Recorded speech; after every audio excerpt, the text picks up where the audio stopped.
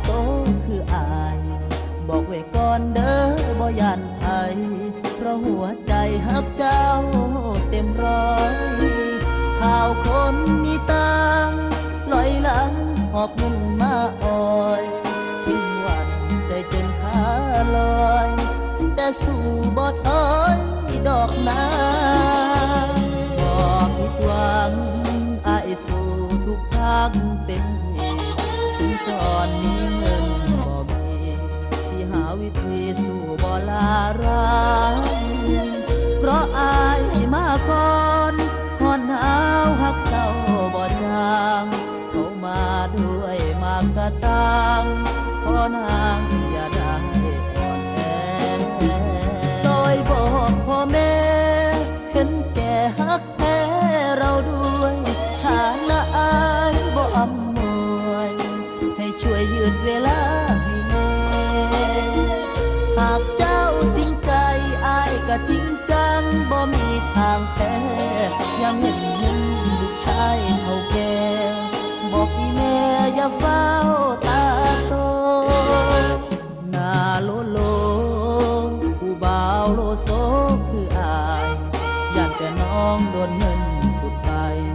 ลืมหัวใจผู้ชายหน้าโลอายสู้สึกรักแบกนับหนักเขาหลายกิโลแต่ถ้าหากยังตั้งโจโกผู้บ่าวหน้าโลสิขอโซตาย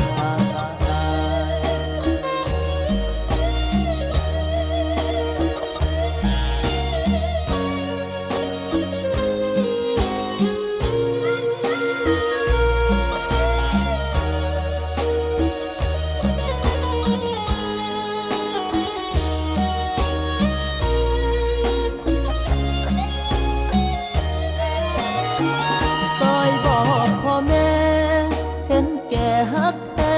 เราด้วยทางละอายบ่อำนวย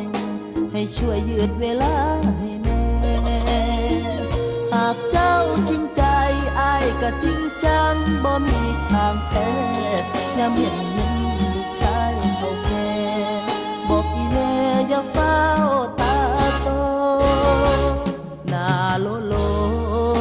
ผู้บ่าวโลโซคืออายอยากแต่น้องโดนเงินฉุดไปลืมหัวใจ